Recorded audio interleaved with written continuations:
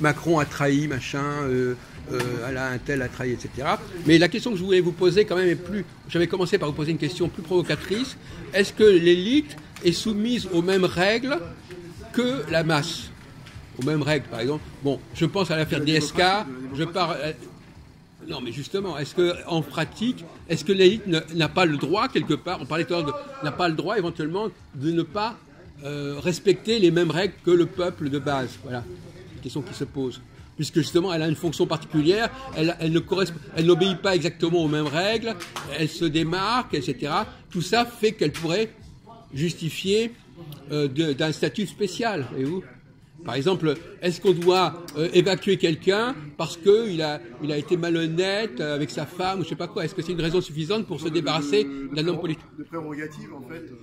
Oui, un statut privilégié, particulier, du fait qu'elle a un rôle important à jouer et le peuple doit comprendre aussi que l'élite n'a pas nécessairement à obéir aux mêmes règles que lui.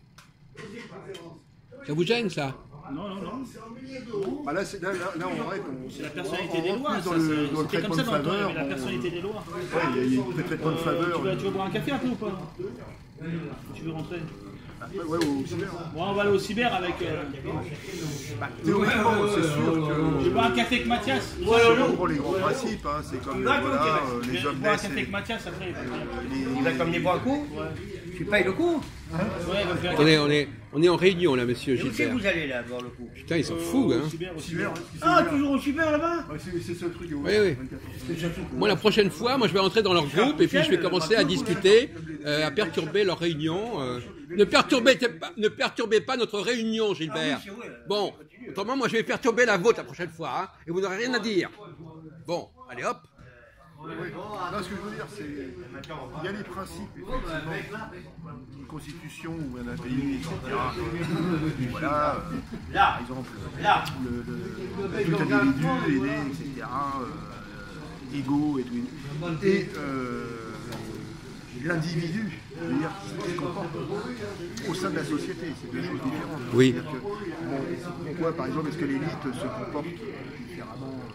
Elle a le droit de se comporter autrement. Et doit être... Non, c'est-à-dire que, en fait, on est dans le schéma qui est le suivant. C'est-à-dire qu'aujourd'hui, le débat est faussé, en fait. On ne va pas le dire ouvertement. Voilà, on ne va pas le dire ouvertement que voilà, c'est l'élite maintenant, voilà, on a nos privilèges. Et le peuple, voilà, vous n'avez que voilà, obéir, etc. Nous, on détient tous les privilèges. Oui. Voilà. C'est vrai que quand on dit ça, n'importe qui dit c'est scandaleux. Quoi. Oui, élite et privilèges, ça va ensemble. Voilà. Absolument, monsieur, absolument. Mais bien se comporter. D'ailleurs, il y a eu l'abolition la nuit d'abolition des privilèges. Se comporter différemment, est-ce que c'est synonyme des fois mal se comporter? Non, mais moi, je prends en termes de logique. Si vous avez quelqu'un qui a une véritable capacité de réformer, de faire avancer la société, est-ce que vous allez le bloquer parce qu'il a eu une affaire de mœurs ou une affaire fiscale? Alors qu'en faisant ça, vous l'empêchez de jouer un rôle que personne d'autre pourrait jouer, par exemple. C'est ça la question, monsieur Jean-Paul. C'est anti-progressiste, c'est-à-dire que on peut réformer, par exemple, une constitution, par exemple. Moi, je serais plus favorable, par exemple, à un régime parlementaire, si vous voulez, avec un suffrage universel direct intégral. Bon, oui. Voilà, c'est-à-dire que le Sénat, on élit le Sénat, on va dire un scrutin uninominal à 2 tours, et la proportionnelle intégrale. Oui, d'accord. Bon, et alors, de toute façon, alors il y a une autre question que je voudrais vous poser. Pour finir, sous l'Ancien Régime, ça existait comme ça, il y avait une différence, il y avait une élite. Et cette élite avait des droits différents. Il y avait des ordres avec des droits différents. Mais seulement, la punition, par exemple, l'homosexualité était condamnée dans le peuple de coups de bâton, mais si c'était un homme, c'était la mort. Oui. Pour les masculins, parfois, c'était encore pire. Oui, d'accord. Il devait donner une meilleure image, puisqu'il était... De même qu'un fonctionnaire, qui fait un délit, il est puni plus durement que quelqu'un qui n'est pas fonctionnaire. Peut-être il faut lui couper les testicules, peut-être, pour le calmer, je sais pas.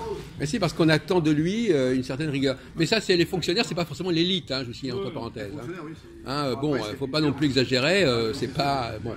Mais l'idée, c'est qu'effectivement... Étymologiquement parlant, c'est vrai que...